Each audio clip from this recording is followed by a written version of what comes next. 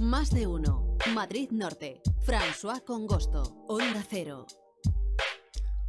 Hoy nos hemos propuesto en Más de uno Madrid Norte conocer quiénes son los menores extranjeros no acompañados de los que tanto se ha hablado últimamente, por ejemplo en Miraflores de la Sierra, debido a que la Comunidad de Madrid va a llevar a 14 de ellos a una vivienda en esta localidad serrana, pero que también desde hace ya tiempo encontramos en numerosos mensajes en redes sociales y a menudo con mensajes despectivos sobre quiénes son y a qué se dedican. Queremos hablar de este colectivo con Icía Ruiz Jiménez, que es profesora de la Facultad de Derecho de la Universidad Autónoma de Madrid y también doctora en Relaciones Internacionales en el Departamento de Ciencia Política y Relaciones Internacionales. Icía Ruiz Jiménez, buenas tardes, ¿qué tal?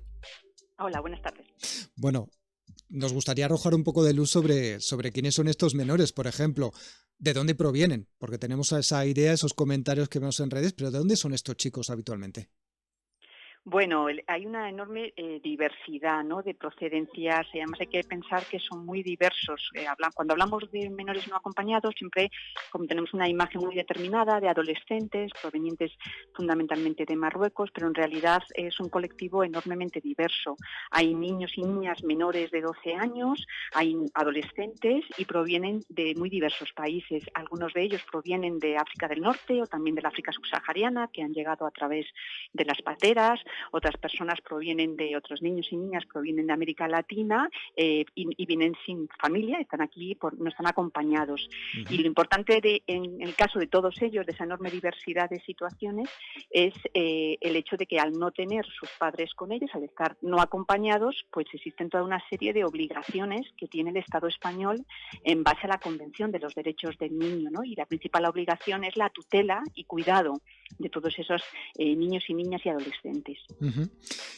¿Se sabe, por ejemplo, cuántos menores extranjeros no acompañados hay actualmente en España? Bueno, yo ese dato en concreto no lo tengo. Uno de los problemas que existen para poder contestarle es que los menores no acompañados están bajo las tutelas de las comunidades autónomas y conforme se van haciendo mayores de edad, cumplen 18 años, ya dejan de estar bajo la tutela de las comunidades autónomas. Y entonces no hay un registro, digamos, centralizado que aglutine la información sobre todos los menores que están bajo la tutela de las diferentes comunidades autónomas. Entonces no dispongo de ese dato. Uh-huh. A veces se utilizan por medios de comunicación cifras que yo no sé de dónde salen porque oficialmente no hay ese registro, digamos. Uh-huh. Justamente esa desinformación, ¿no?, sobre cuáles son esos datos sería relativamente fácil, ¿no? Sumar los datos o que las comunidades autónomas dieran los datos de cada región, de cada comunidad autónoma y poder saber el número, ¿no? Digo que justamente esa desinformación es lo que a lo mejor hace que a veces sean, bueno, pues objeto de ciertos comentarios, ¿no? O que no se pueda saber de dónde son. Bueno, yo creo que fundamentalmente la razón por la que a nivel mediático y también a veces, desgraciadamente, por parte de líderes políticos hay un uso, digamos, muy inadecuado del abordaje de la problemática y de la situación de las niñas y niños y los adolescentes no acompañados, en donde, digamos, se criminaliza a ese colectivo en vez de abordar, digamos, lo que es las políticas que se tienen que llevar a cabo por parte de la Administración española y también los elementos que se tienen que plantear de cara, pues, por ejemplo, a la gente que vive en pueblos y ciudades en donde está este colectivo, que es, digamos, un discurso que debería centrarse en los derechos humanos uh-huh. y no tanto en la construcción de todas estas niñas y estos niños en un proceso de criminalización en el que se le vinculan a determinados fenómenos, lo cual es absolutamente falso, y se genera un caldo de cultivo que luego da lugar a pues, atentados contra esos niños y niñas, como ha ocurrido en algún caso, en algún centro de menores, o determinadas situaciones vecinales que no son adecuadas y que además creo que es muy importante la reflexión que tenemos como sociedad, no solamente del abordaje de este colectivo desde la idea que es lo que es central, que son niños y niñas y que lo que requieren es que se respeten sus derechos, sino también desde el contexto que hay más generalizado de criminalización por parte de algunos partidos políticos y de algunos líderes políticos, pero también por sectores de la sociedad, de criminalización de todo el colectivo de población migrante. En su caso, digamos, se juntan las discriminaciones, unas por ser migrantes y otras por ser menores no acompañados, ¿no? Yo creo que claramente hay que hacer una llamada a que no se olvide ni los políticos, ni las autoridades, ni la sociedad de que son niños, niñas y adolescentes y que tienen derechos y que lo que hay son obligaciones, la obligación de respetar sus derechos, la obligación de protegerles cuando sufren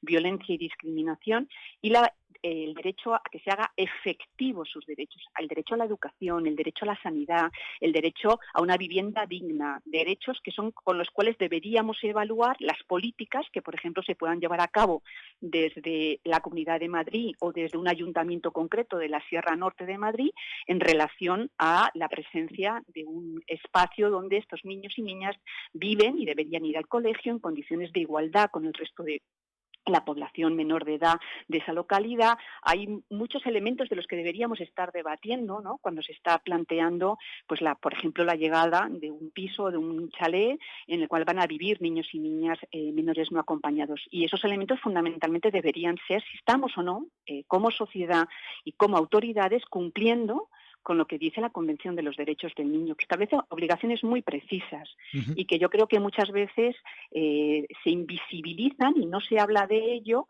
y se pone el foco en cuestiones para generar un caldo de cultivo y por unas motivaciones políticas que son claramente contrarias a los derechos humanos. Una pregunta, cuando llegan estos niños a España por el canal que sea, por el medio que sea, ¿cuál es el proceso que se inicia?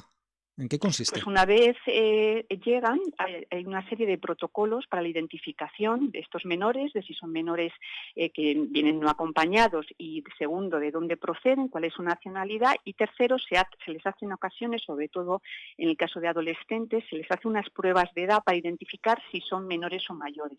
Ahí hay también motivos de preocupación porque se han utilizado durante mucho tiempo un tipo de pruebas que tienen márgenes de errores muy importantes cuando se usan con niños y niñas y adolescentes que no son de raza caucásica, porque esas tablas, digamos, de pruebas se hicieron en un momento pensando para población caucásica, ¿no? Entonces ahí a veces se producen errores. Pero en el caso de que esas pruebas, los protocolos que pone en marcha la Fiscalía para identificar si son o no menores, una vez identificado que son menores de edad, pasan a la tutela de la comunidad. Vaya, parece que hemos perdido la comunicación con Iciar Ruiz Jiménez, profesora de la Facultad de Derecho de la UAM. Vamos a ver si podemos volver a conectar con ella, lo estamos haciendo a través de teléfono. Les recuerdo que estamos conversando en estos momentos sobre menores extranjeros no acompañados y bueno, nos planteaba que bueno, es un colectivo a veces criminalizado a través de redes sociales, también en cierto modo influenciados por mensajes que provienen de algunos partidos políticos. El objetivo de esta conversación era conocer, bueno, pues de dónde provienen estos chicos. También, por ejemplo, se lo vamos a preguntar ahora, pues cuál es el modo de trabajo, ¿no? En esos centros de acogida que conocemos, posiblemente en la región el más famoso, el de Hortaleza de Madrid. Creo que ya tenemos de nuevo a Iciar Ruiz Jiménez, profesora de la Universidad Autónoma de Madrid. ¿Es así, verdad? Sí. Muy bien. Bueno, se ha cortado. Se ha cortado. Nos estaba contando justamente eso, ¿no? El modo de funcionamiento de ese proceso cuando llegan a España. Sí, una vez son identificados a través de esas pruebas que son menores de edad, pasan a la custodia de la comunidad autónoma en donde van a residir, ¿no? En algunos casos es la comunidad autónoma a la que han llegado, pero en otros pues se reparte en otras comunidades autónomas para que haya un reparto en función de las plazas de acogida que existen en cada una de las comunidades autónomas, de que haya vacantes, en fin, de diferentes criterios, y entonces pasan bajo la tutela de la comunidad autónoma y en estos centros pues viven, tienen que ser, digamos, escolarizados, tienen que tener acceso a sanidad, a todos esos derechos que recoge la Convención de los Derechos del Niño y la Niña. Uh-huh. En ocasiones hay, digamos, motivos de preocupación porque, como ha ocurrido en muchos otros ámbitos de las políticas sociales, pues se han producido recortes, ¿no? en las políticas destinadas a los centros de protección de menores y también hay en ocasiones preocupaciones por la inexistencia de medidas adecuadas, por ejemplo, para la atención a menores no acompañados con, por ejemplo, con discapacidad, ¿no? O que hayan podido no ser, por ejemplo, niñas víctimas de violencia sexual, ¿no? Entonces, se requiere realmente que todas estas centros de protección de menores y todas estas políticas estén dotadas de los adecuados recursos para garantizar los derechos y para abordar las vulnerabilidades que pueden tener algunos de ellos por enfermedad, patología, problemas de salud u otras circunstancias, ¿no?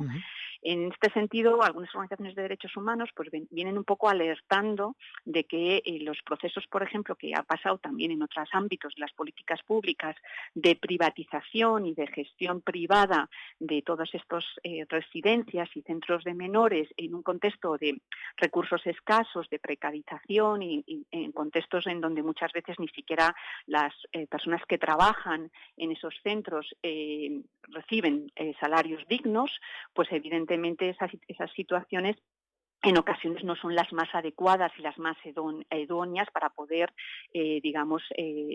garantizar los derechos de las niñas y niñas que viven en esos espacios. Y una de las grandes preocupaciones que vienen manifestando las organizaciones de derechos humanos y los expertos que, analizan todas estas políticas públicas y que trabajan en el ámbito de la protección de las niñas y adolescentes, en este caso que están bajo la tutela de las comunidades autónomas, en el caso de los menores extranjeros, es que muchas comunidades autónomas no cumplen con lo que dice la ley, que es el darles a estas niños y niñas y adolescentes los permisos de residencia a los cuales tienen derecho.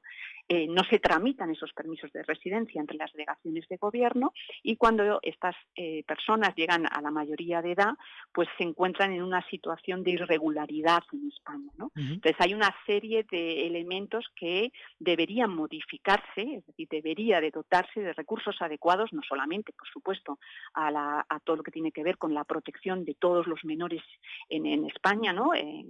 Sino también en concreto a los menores no acompañados, igual que habría que dotar de muchos más recursos al conjunto de políticas que garantizan los derechos de educación, de sanidad, y los derechos de todas las personas que vivimos y habitamos en España, en la Comunidad de Madrid y en la Sierra Norte, ¿no? Pero en concreto hay unas obligaciones específicas relacionadas con los menores no acompañados por el hecho de que no están acompañados y que la tutela corresponde a la administración pública, ¿no? Y desde ese sentido hay bastantes elementos que se pueden mejorar. Uno de los centros de acogida más conocidos es el Centro de Hortaleza de Madrid. También en algún momento en 2019 superaban en cuanto a residentes el aforo normal, que creo que está en torno al medio centenar de personas. Se llegó a tener a 100 chicos en este centro. Quería preguntarle por si ¿es normal o es usual que estos jóvenes, chicos, niñas y niños sean trasladados a una vivienda con un menor número de personas, como es el caso de lo que se ha anunciado en Miraflores de la Sierra? Claro, o sea, hay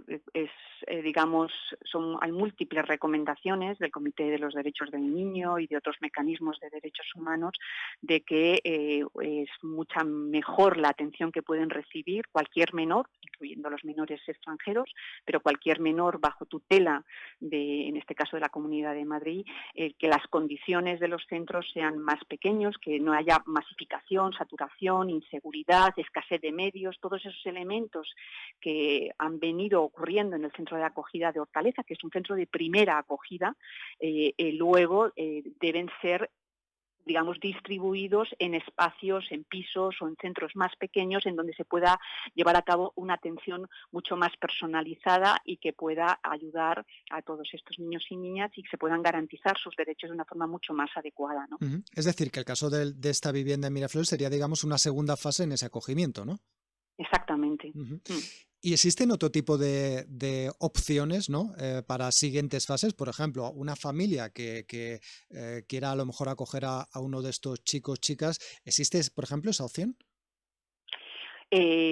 Bueno, esa acción sería a través de los mecanismos que existen en cada comunidad autónoma relacionados con los procesos de acogimiento y luego adopción. y podría ser perfectamente válido, claro. Eso ya depende un poco, digamos, de en las políticas que en cada comunidad haya para incentivar y potenciar los programas de acogimiento temporal de estos menores, ¿no? Pero en este sentido muchas veces lo que termina ocurriendo, como en otros ámbitos, es que son mucho menos solicitados los menores extranjeros que por parte de las familias, ¿no? Porque también hay todo ese discurso público que tiende a criminalizarlos y entonces tiende a generarse una sensación de desconfianza hacia ellos, ¿no? Cuando yo creo que deberíamos entre todos, pues digamos, criticar, cuestionar y no aceptar esos mensajes de odio que muchas veces a través de las redes sociales o a través de los medios de comunicación, desgraciadamente, se distribuyen en relación con esos menores y que terminan haciendo que luego esas otras opciones prácticamente no son efectivas o realistas en la medida en que hay menos gente que pues piden acogimiento a estos niños y niñas que son niños y niñas. Y yo creo que eso es fundamental, que seamos capaces entre todos de cambiar ese discurso público. Bueno, pues vamos a ver si a través de esta conversación que hemos tenido tan interesante, pues podemos aportar nuestro grano de arena, ¿no? A lanzar un mensaje un poco más positivo, a conocer un poquito más a estos menores extranjeros no acompañados que han estado en el ojo del huracán con polémicas, ¿no? Y también con esos mensajes negativos por parte de algunos colectivos. Icía Ruiz Jiménez, profesora de la Facultad de Derecho de la Universidad Autónoma de Madrid, doctora de Relaciones Internacionales en el Departamento de Ciencia Política y Relaciones Internacionales. Gracias por aclararnos dudas. A vosotros por invitarme y por hablar de estos temas que me parecen muy importantes. Pues desde luego nuestro grano de arena. Gracias, hasta la vista. Hasta luego, chao.